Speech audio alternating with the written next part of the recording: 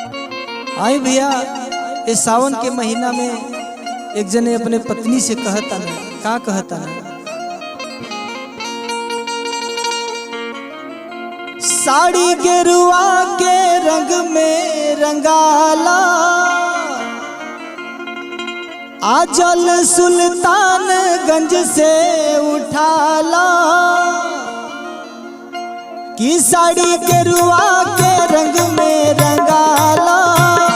जल सुल्तानगंज से उठाला ये धानी, कि ये हो धनी झुर झुर बहेला पवनवा सवनवा रिमझिम बरसेला, कि ये हो धनी झिर झिर बहेला पवनवा सवनवा रिमझिम बरसेला। साड़ी गेरुआ के रंग में रंगाला, जल सुल्तानगंज से उठाला ये धानी, कि ये हो धनी झिर झिर बहेला पवनवा सवनवा रिमझिम बरसेला, कि ये हो धनी झिर झिर बहेला पवनवा सवनवा रिमझिम बरसेला।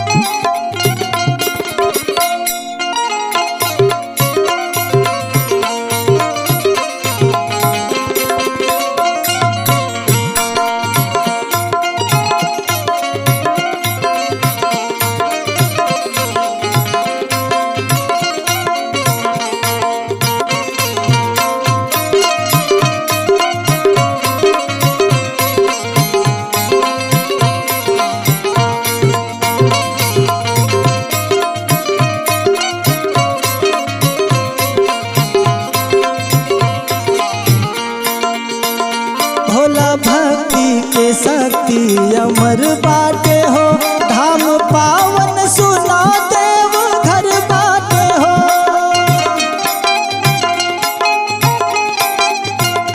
जोड़ा कांवर सजा के चलल जाई हो, बोल बम सारा रहिया जपल जाई हो।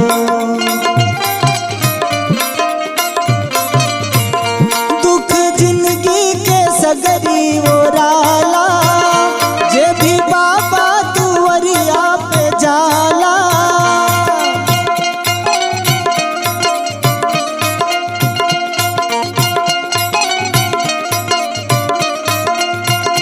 दुख जिंदगी के सगरी ओराला, जे भी बाबा दुवरिया पे जाला ये धानी, कि उहे दिहे तोहरा के गोदी में ललनवा सवनवा रिमझिम बरसेला, कि ये हो धनी झुर झुर बहेला पवनवा सवनवा रिमझिम बरसेला।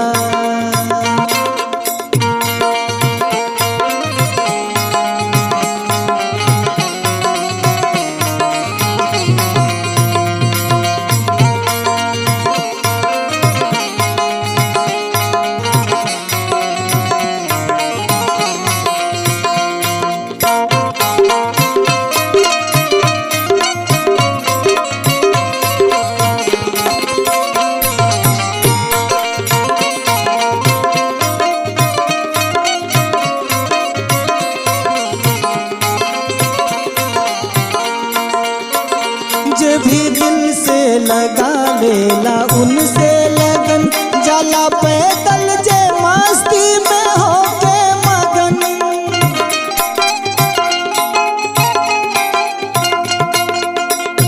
भाव से सर झुकाया ना जे करे, मन के मंदिर में शिव जी के मूरत धरे,